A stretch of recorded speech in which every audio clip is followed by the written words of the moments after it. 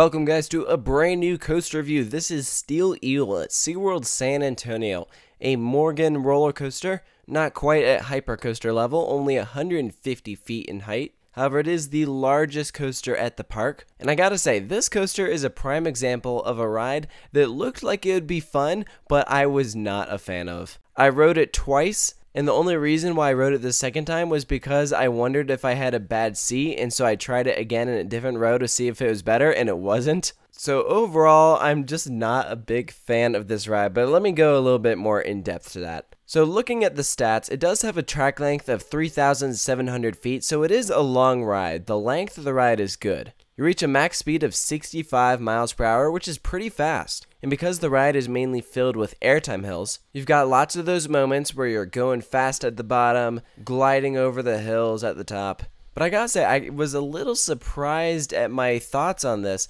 because I have ridden Mamba at Worlds of Fun, and that is a Morgan hypercoaster and really fun. Like, I really like Mamba. Steel Eel, however, I just don't know what it is about it. I was not a fan. It wasn't that good. When I think of reasons for why I wasn't a fan of it, the first thing I think of is because the airtime was almost painful. So the seats are not exactly the most comfortable. So on some of those ejector hills towards the end, when you're flying up and then slamming back down at the bottom, your bum hits the bottom of the seat and it's not exactly comfortable. Like, I'm not sure if the way to fix that would be padding the seats or just have like a different train design. I'm not quite sure. But for the most part, the airtime was not comfortable. Like, normally you look forward to airtime on a roller coaster, but at every time it came to an airtime hill, I was like, oh no, here we go again. So really, I'd say the best part of the ride was towards that point when the ride turns around and you're banking low to the ground. You get some good forces there.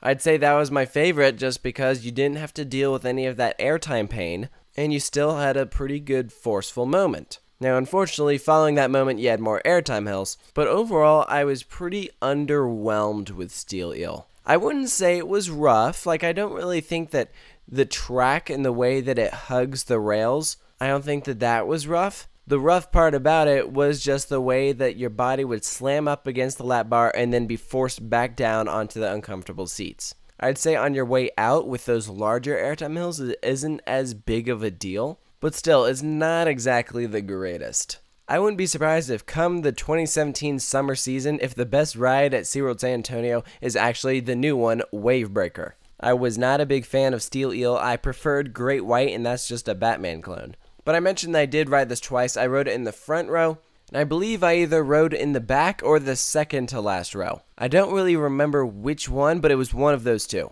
And anyone who's ridden front and back row on a roller coaster knows that the airtime and your experience is going to be a bit different when you sit towards the rear of the train. And so I definitely got that experience, but I wouldn't say that it was better. So again, I'm not quite sure how you would fix that whole airtime problem, but assuming you could get that fixed so that the airtime isn't uncomfortable, I'd say that you'd have a pretty solid ride. Unfortunately, judging the roller coaster just based off of how it is, I myself am not a fan. This is a good example of a large-scale roller coaster that should be fun, but I'm not sure too many coaster enthusiasts are going to be as big of a fan of it as other Morgan hypercoasters. I'm sure the GP will love this thing, but logically with a ride this big, you'd think they'd be one of the better coasters in Texas. However, that was not the case. So it's time to give Steel Eel a final score. I'm going to give it a 4.5 out of 10. And that's because if you look at a 10 being a perfect roller coaster, and a 5 meaning that it's okay, it's not the greatest, and 1 meaning it's just absolutely terrible, a 4.5 would be like a little bit under average. Anything below a 5 typically is not a very fun roller coaster.